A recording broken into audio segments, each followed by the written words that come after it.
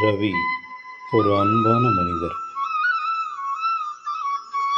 ஆனால் அவர் குமார் என்ற மிகவும் முரட்டுத்தனமான சக ஊழியருடன் பணிபுரிந்தார். ஒவ்வொரு நாளும் சக ஊழியர்கள் மீது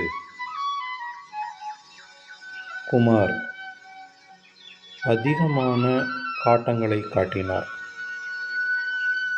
அவர்கள் மீது புகார் செய்தார், கத்தினார். மக்கள் மற்றும் வாடிக்கையாளர்களை மோசமாக நடத்தினார்.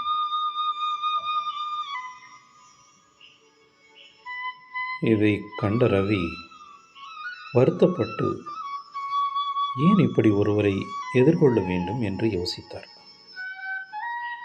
ஒரு நாள் ரவி ஒரு முக்கியமான விஷயத்தை உணர்ந்தார். சக ஊழியரான குமாரின் நடத்தை அவருக்கு ஒரு பாடத்தை கற்றுக் கொடுத்தது. ஆம்,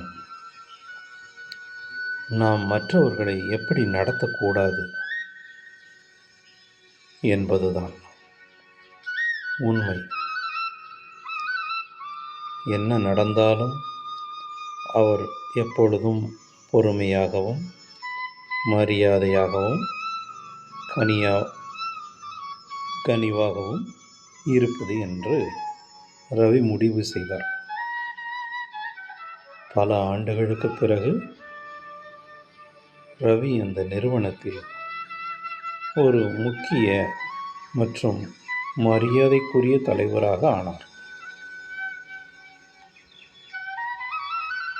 அவர் அனைவரையும் நன்றாக நடத்தினார். ஆனால் அவருடன் பணிபுரிபவர்களுக்கு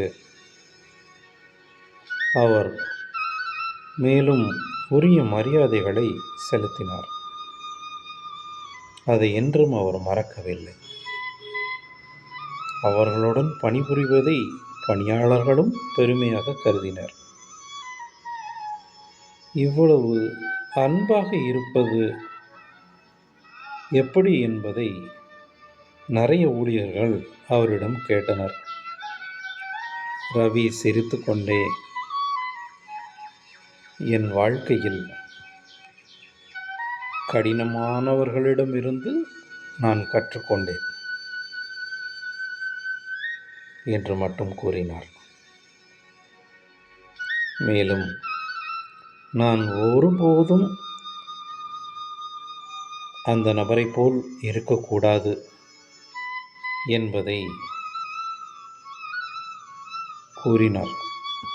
அவர் யார் என்பது யாருக்கும் தெரியாது, நமக்கு தான் தெரியுமே. ஆம், அவர் கூறியது உண்மைதான். சில நேரங்களில் கடினமானவர்களே நமக்கு சிறந்த பாடங்களை கற்பிக்கிறார்கள். உணருங்கள், உங்களில் மலருங்கள்.